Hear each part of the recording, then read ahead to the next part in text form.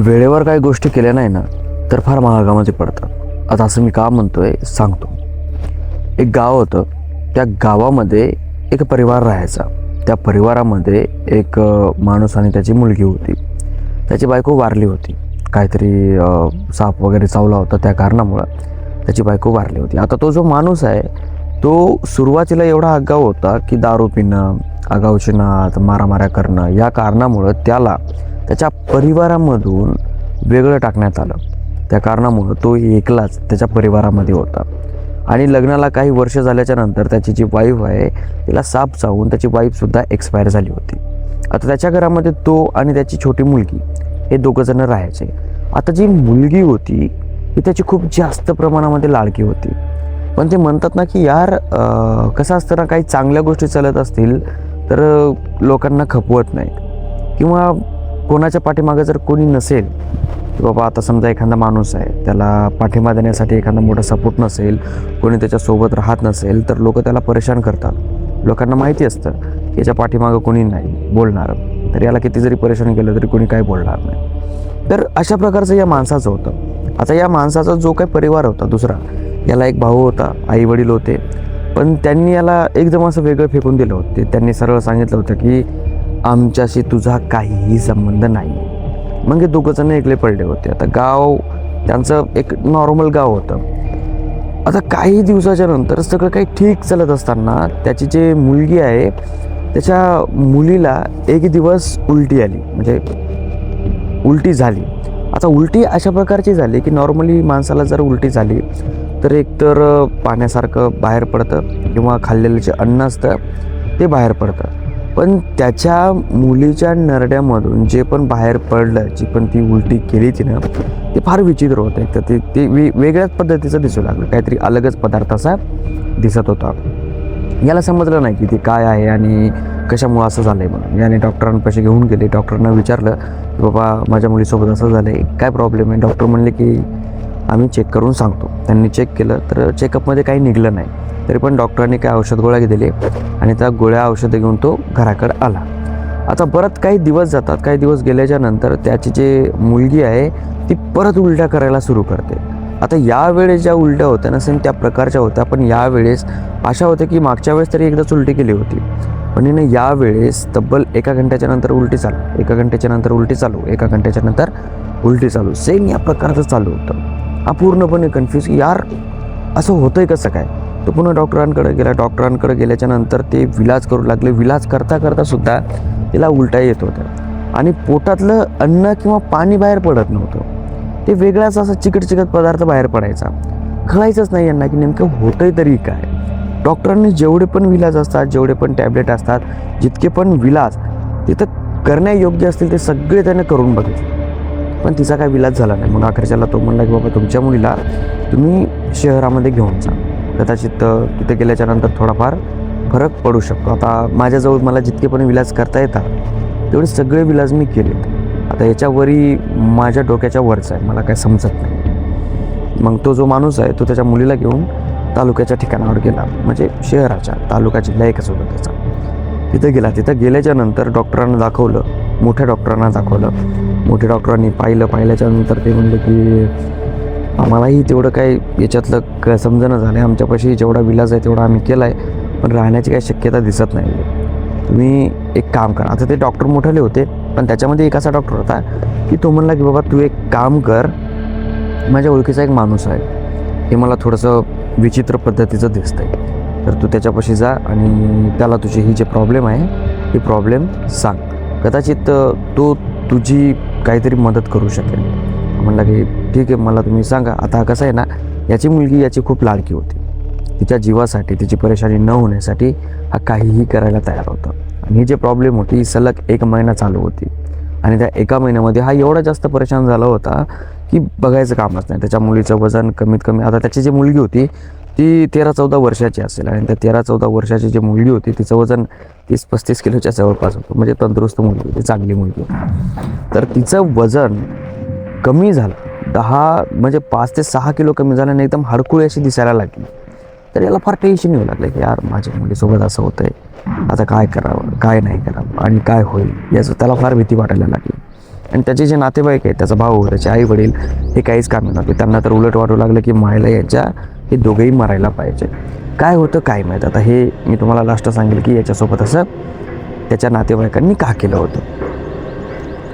तर याने याची मुलगी घेऊन त्या माणसाकडे गेला. माणसाकडे गेल्याच्या नंतर त्या माणसाने त्या मुलीला बघितल्याच्या नंतर थोडंसं त्याच्याकडं म्हणजे जे काय त्याच्या पद्धतीनं विलाज करायचा आहे तो सगळा काय विलाज केला. त्याने तो विलाज केल्याच्या नंतर ते मुलीची ज्या उलट्या आहे, जे परिस्थिती आहे ती थोडीशी स्टेबल झाली.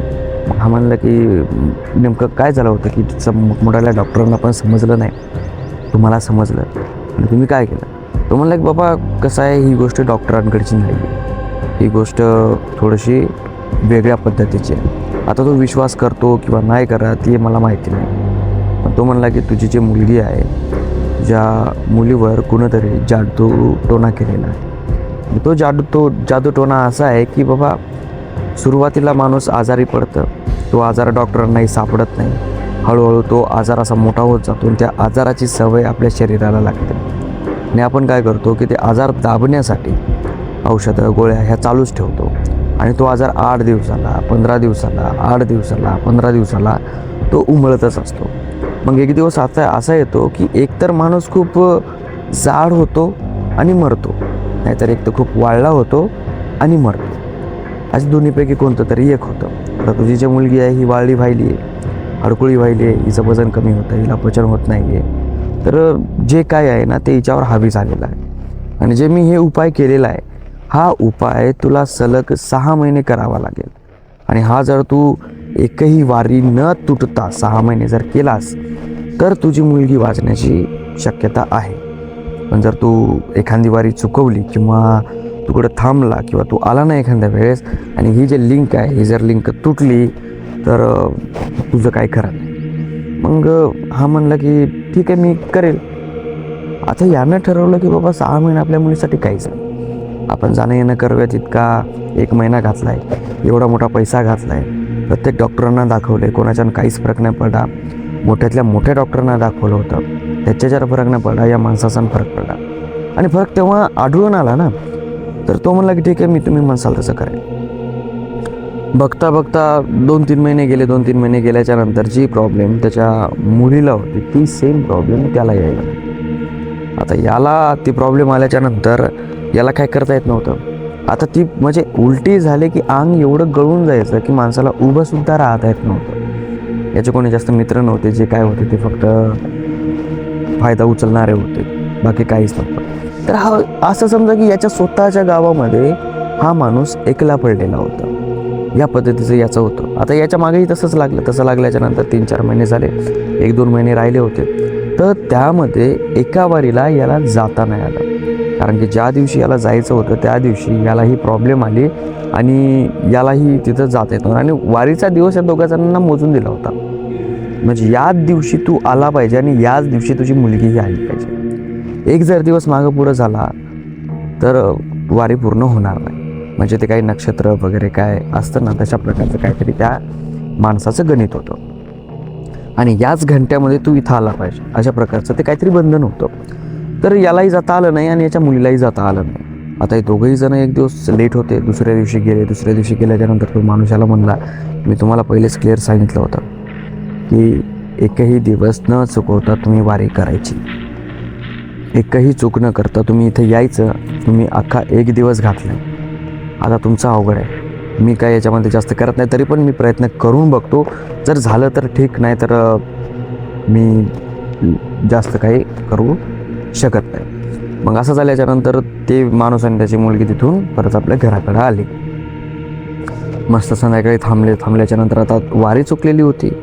जे काय करायचा होता विलास, तो विलास झालेला नव्हता. रात्रीची वेळ होती. रात्रीचे 12-12:30च्या दरम्यान टाईम झालेला होता. तर त्यांचं घर काय असं छता वगैरेचं नव्हतं, पत्राचं घर होतं, नॉर्मल होतं. आणि भिंती वगैरे आपल्या त्या सारवलेल्या भिंती असतात तर तुम्ही बघितल्या असेल, मोठमोठ्याल्या भिंती असतात अशा एवढ्याल्या, त्या प्रकारच्या मोठमोठ्याल्या भिंती होत्या. थोडं जुन्या काळामधल्या ही गोष्ट. तर घरी आल्याच्या नंतर जेवण वगैरे केलं दोघांनीही आणि दोघंही झोपी गेले. आता दोघा जणांच्या डोक्यामध्ये एकच होतं की आपली वारी चुकली, आता काय होणार, आपली वारी चुकली आता काय होणार, भीती वाटू लागली यांना. पण जोपर्यंत ही वारी करत होते ना तोपर्यंत त्यांना कुठलीही जास्त काय प्रॉब्लेम नव्हते. आता तो जो होता त्याला ही प्रॉब्लेम नुकतीच चालू झाली होती आणि त्या माणसाने सांगितलं होतं की 1-2 वेळेस तुला त्रास होणार, पण तेवढा नाही होणार, पण जेव्हा होणार तेव्हा खूप जास्त होणार. त्या कारणामुळे याला ते प्रॉब्लेम आला होता आणि त्याच कारणामुळे याची वारी चुकली होती. तर त्या रात्री वारी चुकलेली होती. घरी येऊन झोपलेले होते, जेवण वगैरे करून निवांत फर्स्ट क्लासपैकी त्याची मुलगी खाली झोपली होती, हा बाजूवर झोपलेला होता. रात्रीचे 12-12:30 वाजले होते. एक छोटीशी घडी होती, जी घडी याच्या लग्नामध्ये आली होती आणि ती घडी याच्यासोबत तो बाजेवर ठेवायचा. आता त्या घडीमध्ये पाहिल्याच्या नंतर याला टाईम कळाला की 12-12:30 वाजलेले आहेत. मग याच्या दरवाजाची जी कुंडी असते ना, ती उघडण्यासारखा याला आवाज आला. आता हा फार चंचल होता, याला आवाज यायचा, याला असं पटकन चाहूल लागायची. हा फार चंचल होता. दरवाजाची जी कडी असते ना, त्याची उघड्यासारखी याला आढळली, म्हणजे ऐकू आले याला. हा उठला आणि दरवाजाकडे बघतो तर दरवाजाची कडी खरंच उघडलेली होती आणि याच्या मुलीकडे बघतो तर मुलगी याची शांतपणे झोपलेली होती. आता याला समजत नव्हतं की नेमकं दरवाजाची कडी उघडली कोण. दरवाजाची कडी तर यानं लावलेली होती. हा उठला आपल्या बाजूवरून हळूवार, दरवाजापाशी गेला आणि दरवाजाची कडी अशी लावणार की याचं लक्ष दरवाजाच्या खिंडीमधून बाहेर पडलं. आता बाहेर पडल्याच्या नंतर याला कुणीतरी दरवाजा समोर उभं दिसलं. हा पूर्णपणे कन्फ्यूज झाला की दरवाजासमोर नेमकं आहे कोण. आता याच्या घरामध्ये एक लाकूड होतं, छोटंसं नॉर्मल घरामध्ये राहत होतं. यानं ते लाकूड हातामध्ये घेतलं. याला वाटलं चोरं वगैरे काय की, आणि दरवाजा उघडला आणि लाकडाने वार करणारच याच्या हातातलं लाकूड पडलं. कारण की दरवाजासमोर दुसरं कुणीच नव्हतं, याचंच प्रतिबिंब उभं होतं. हा लाकूड खाली पडलं, तो समोर बघितला आणि समोर बघितल्याच्या नंतर तो असा अचानक गायब नाही झाला. तो हसला समोरचा, सेम हाच, म्हणजे हाच दरवाजाच्या बाहेरून होता. आता तो हसला, तो हसल्याच्या नंतर याच्या हातचं लाकूड खाली पडलं. लाकूड खाली पडल्याच्या नंतर याची मुलगी जागी झाली. याची मुलगी जागी झाल्याच्या नंतर याची मुलगी म्हणली की बाबा काय झालं, तुम्ही तिथं काय करतायत. त्याने पाठीमागं वळून बघितलं, तितक्यात तो समोरचा माणूस गायब झाला. याला पूर्ण घाम सुटलेला, त्याचं शर्ट ओलं झालेलं. आता याची हालत बघून याची मुलगी म्हणते की बाबा काय झालं तुम्हाला, असं इतकं शरीराला घाम सुटलाय तुमच्या. त्याने दरवाजा लावला, खाली येऊन बसल्या याच्या पोरीपाशी. याला म्हणलं की बाई माझ्यासोबत असं झालं, मीच बाहेरून दिसलो ग, काय होतं मला माहिती नाही, पण असं झालं माझ्यासोबत. त्याची मुलगी हसायला लागली. आता ह्या कन्फ्युजनमध्ये याला वाटायला ना की आपल्या मुलीला जे आपण सांगितलं ते सगळं हिला खोटं वाटतंय, पण त्याच्या मुलीला खरंच ते खोटं वाटू लागलं. ती हसू लागली. असं कसं शक्य आहे, माणूस आपण मदत आपल्यासारखा माणूस सेम टू सेम समोर दिसेल म्हणून, हे शक्य नाही ना. तर त्याच्या मुलीला वाटू लागलं की तिचे बाबा जे आहेत ती याला भीती घालतायत. ती तिच्या बाबाच्या केसावरून हात फिरवते, म्हणते बाबा जाऊ द्या, झोपी जातो, मला भास वगैरे झाला असेल. मग तिचा बाप जो आहे तो झोपी जातो. आता दुसरा दिवस निवांत जातो. परत तिसरा दिवस निघतो. त्या रात्री परत तसंच झोपी जातात. झोपी गेल्याच्या नंतर सेम त्याच पद्धतीनं तिचा बाप झोपी गेलेला असतो. परत तिच्या बापाच्या कानावर कुंडी काढण्याचा आवाज. परत दुसऱ्या रात्री, ही रात्र तशी गेली, दुसऱ्या रात्री परत सेम त्या प्रकारचा आवाज आला. आता असा आवाज आल्याच्या नंतर याला समजलं नाही की नेमकं आता काय करावं आणि काय नाही. तो उठला, बघितलं, सेम त्या प्रकारची कुंडी निघलेली होती. तो दरवाजाच्या पाशी जातो आणि खिंडीमधून बघतो. दरवाजाच्या बाहेर सेम याचंच प्रतिबिंब परत उभं असतं. पाठीमागे येतो, याच्या मुलीला उठवतो, त्याची मुलगीही उठते आणि दोघेही जण त्या दरवाजापाशी जातात आणि त्या खिडकीमधून बघतात की बघ समोर आहे म्हणून.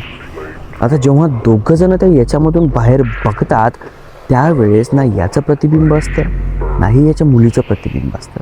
बाहेर जे उभी असतं ना ती याची बायको उभी असते आणि ती मेल्यानं खूप जास्त वर्ष झालेले होते. हा पूर्णपणे कमी 10-1 वर्ष झालेले असतील तिची बायको मेली होती. आता दोघाही जणांना काम सुटला, काय करावं, आपली बायको मेलेली होती, ही आली कशी काय, पूर्णपणे कन्फ्यूज. धाडकर दरवाजा उघडतात, समोरचा माणूस. त्यांना समजत नव्हतं काय करावं काय. म्हणजे दोघेही जण दुसऱ्या दिवशी त्या माणसापाशी जातात. तिथे गेल्याच्या नंतर त्याला म्हणतात की बाबा प्रत्येक रात्री आमच्यासोबत असं काही ना काय होते, काहीतरी बिल्ला सांगा किंवा काहीतरी आम्हाला तुम्ही एक उपाय द्या की जेणेकरून आमच्यासोबत अशी प्रॉब्लेम होणार नाही. आता तो जो माणूस आहे तो म्हणला की बघा आम्ही सहजासहजी हे जे काय सगळं होतंय ना याच्या पाठीमागचं कारण सांगू शकतो, पण कुणी केलं हे नाही सांगू शकत. पण मला असं वाटतं की तुम्हाला सांगायला पाहिजे. तुम्ही त्या माणसापाशी जा, त्याला थोडंसं रिक्वेस्ट करा किंवा काय तुमच्या हिशोबानं कसं कन्व्हिन्स करायचं आहे ते कन्व्हिन्स करा आणि त्याच्याकडून ही प्रॉब्लेम सॉल्व्ह करून घ्या. म्हणलं ठीक आहे, काय विषय नाही. आता ते असते बघा, तुम्हाला बघितलं असेल, जर कोणी कोणावर जादूटोणा केला असेल तर तिसऱ्या माणसाला समजते की याच्यावर जादूटोणा नेमका कोणत्यानं केलेला आहे. कारण की ती पद्धत, ती काहीतरी असतं त्याच्यामध्ये, काहीतरी लिंक वगैरे. तर त्यानं माणसाचं नाव सांगितलं, तर तो जो माणूस आहे तो दुसरं कोणी नव्हता, तो होता, म्हणजे ती एक बाई होती आणि ती बाई याच्या भावाची बायको होती. मग हा तिच्यापाशी गेला. तिथे गेल्याच्या नंतर बसल्याच्या नंतर थोडं बोलला आणि डायरेक्ट बोलला, तुम्ही आमच्यासोबत असं करताय का? आम्ही तुमच्यापासून वेगळं निघलो आहे, बाहेर निघलो आहे, तुम्हाला काही त्रास नाही आमचा, तुम्हाला काही मदत मागत नाही आम्ही, तुम्ही आमच्यासोबत असं का केलं आहे? तर नंतर त्या बाईनं आणि तिच्या नवऱ्यानं, म्हणजे याच्या भावानं सांगितलं की तुझ्या नावावर जी जमीन आहे ती जमीन आमच्या नावावर कर, तेव्हा कुठेतरी आम्ही हे थांबवतो. त्यानं कुठलाही विचार नाही केला. त्यानं जमिनीवर जे कागदात असा त्याच्यावर सही केली आणि त्याला देऊन टाकली आणि ते गाव सोडून ते आणि त्याची मुलगी निघून गेली. आता त्याला वेगळं टाकण्याचं जे कारण होतं ना, ते कारण असं होतं की तो जो माणूस होता ना, तो पहिले खूप आगाऊ होता. त्याला तमाशे पाहायला खूप जास्त आवडायचे. तो तमाशामध्ये गेला. एक तमाशामध्ये नाचणारी बाई होती, तिच्यावर याचं प्रेम झालं आणि तिच्यासोबत यानं लग्न केलं. लग्न केल्याच्या नंतर त्यानं ती घरी आणली. घरी आणल्याच्या नंतर हिच्या परिवाराला ते अजिबात खपलं नाही आणि गावामधला याचा जो परिवार आहे हा खूप डेंजरस परिवार होता, जादूटोणा करण्याचा. पहिल्यापासून या परिवाराचं नाव खराब झालेलं होतं आणि याच्या वाटी कोणी जायचंही नाही. तर तिथून त्यानं ते लग्न करून त्या बाईला आणलं होतं. त्या कारणामुळे याचा जो परिवार आहे तो याच्यावर फार तापलेला होता आणि त्याच कारणामुळे याला वेगळं फेकलं होतं. वेगळं फेकल्याच्या नंतर तब्बल 10 वर्षाच्या नंतर यांनी सेम याच पद्धतीने त्याच्या बायकोचा जीव घेतला. आणि या 10 वर्षामध्ये, समजा 10 वर्षाच्या अगोदर मग याला मुलगी झाली होती. तर यांचं म्हणणं होतं की हा मेलेला पुरला, म्हणून यांनी याच्यासोबत ही प्रॉब्लेम केली. याच्या नावावरची जी प्रॉपर्टी नावावर करून गेली आणि याला हाकलून लावलं. तर अशा प्रकारे त्या माणसासोबत घडलं होतं आणि त्या माणसाचं जे नाव होतं ते होतं माणिकचंद. आणि तो माणूस शेगावच्या जवळ एका खेडेगावामध्ये राहणारा होता. कोणासोबत काय होतं काय माहिती. आता हे खरं आहे, सत्य आहे, खोटं आहे हे मला माहिती नाही, पण जे आहे, जे मला आलं आहे ते मी तुम्हाला पाठवलं, जे मी तुम्हाला सांगितलं. आता माझं म्हणणं असं आहे की बाबा या सगळ्या गोष्टींना सिरियस घेण्याचं तेवढं काय नाही, तरी पण सावध राहा आणि फक्त मनोरंजन म्हणून आपले व्हिडिओ बघत राहा.